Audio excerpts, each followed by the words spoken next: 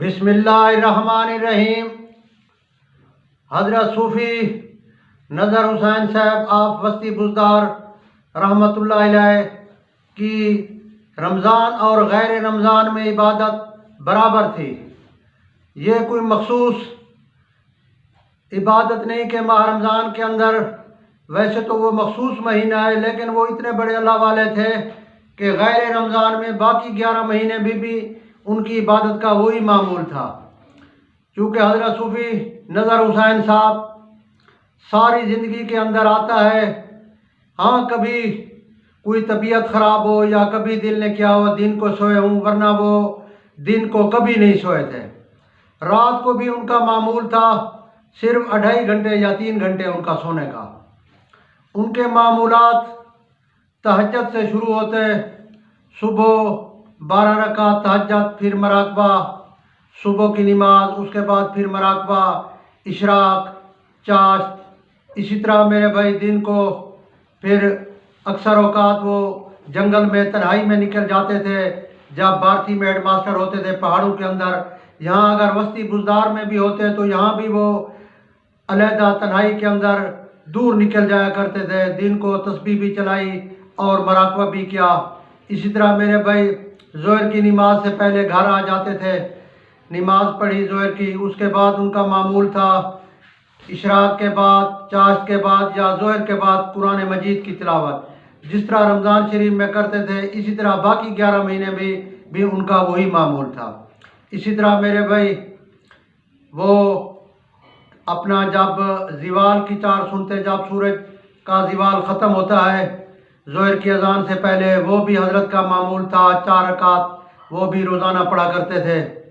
اسی طرح میرے بھائی مغرب کی نماز کے بعد اوابین کے بعد حضرت کا معمول تھا جو مہمان آتے ان سے حال احوال کرتے، ان کے دکھ سکھ میں شریک ہوتے، کسی نے دعا کرانی ہوتی، کسی نے کوئی چیز دم کرانی ہوتی، حضرت ان کو کر دیتے۔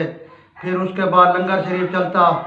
عشاء کی نماز کے بعد پھر حضرت کی خانقاہ کے اوپر حدیث شریف کی تعلیم ہوتی، حدیث شریف کی تعلیم کے بعد پھر مکتوبات مجدی، حضرت مجدد الافسانی رحمۃ اللہ علیہ، حضرت فاروقی کے جو مکتوبات ہیں، جو اس دور میں حضرت نے بادشاہوں کو، امراء کو، علماء کو، خواص کو یا دوسرے حضرات کو جو خط لکھے تھے ان کی تعلیم ہوتی تھی۔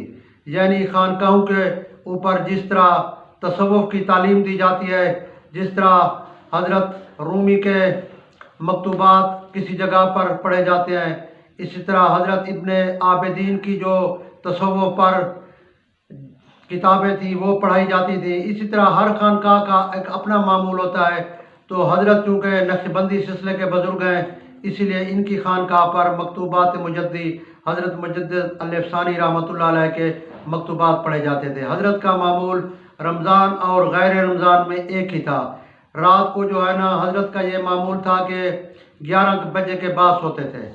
ان کے جو خاص خلیفے اور مریدین ہیں وہ بتاتے ہیں کہ حضرت رات کو سونے سے پہلے 12,000 دفعہ دل کے اوپر اللہ اللہ کی ضربیں لگانے کے بعد پھر سوتے تھے۔ ہاں کبھی 11 کی بجائے 11:30 بھی ہو جاتے۔ یہ حضرت کا سونے سے پہلے معمول تھا کہ 12,000 جو ہے نا دل پر اللہ اللہ کی ضربیں لگانی ہیں۔ اس طرح حضرت کے مکتوبات خط ایک ساتھی کے پاس محفوظ ہیں۔ اس نے کہا ہے کہ ایک ساتھی کو حضرت نے جو خط لکھا تھا اس کے اندر لکھا ہوا تھا کہ تم نے روزانہ 1,25,000 اس میں ذات کرنا ہے۔ باقی بھی ذکر اذکار تھے مختلف، جیسے درود شریف ہے، استغفار ہے، مختلف، جس طرح آیت کریمہ لا الہ الا انت سبحانک انی کنت من الظالمین، اور بھی کئی اذکار، لیکن یہ خاص تھا کہ 1,25,000 تم نے لازمی اس میں ذات کرنا ہے۔ اس طرح میرے بھائی اللہ والوں کا آپ دیکھیں کہ ان کے معمولات، ان کے رمضان شریف کے علاوہ بھی 11 مہینے رمضان شریف ہی ہوتے تھے۔ اکثر ان اللہ والوں کے ہاں لوگ آتے، درد مند لوگ، ان کی بھی جو ہے نا وہ داد رسی کرتے، دعائیں کرتے، ان کو مفید مشورے دیتے، بڑے بڑے لوگ آتے دعائیں کراتے۔ حضرت جو ہے نا ان کی ایک بہت بڑی صفت تھی، وہ بڑا خوش قسمت ہے جس کا انہوں نے ہدیہ قبول کیا۔ وہ ہدیہ بھی کسی کا قبول نہیں کرتے تھے، اگر کوئی دیتا اسی وقت اس کو اوپر پھونک مار کر اس کو واپس کر دیتے۔ ہم نے بھی اسی طرح کئی دفعہ حضرت کو دیکھا تھا کہ جو ہدیہ دیتا تو اسی وقت پھونک مار کر ہاں بھی اس کو لے لو تم واپس کر دیتے تھے۔ اللہ تبارک و تعالیٰ ان بزرگوں کے نقش قدم پر ہمیں بھی چلنے کی توفیق عطا فرمائے اور انہی کی طرح ہمیں بھی رمضان شریف گزارنے کی توفیق عطا فرمائے، جس طرح انہوں نے اللہ کے راستے کے اندر محنت کی، دعائیں مانگی۔ اللہ تبارک و تعالیٰ ان بزرگوں کی دعاؤں سے ہمارا بھی حصہ عطا فرمائے۔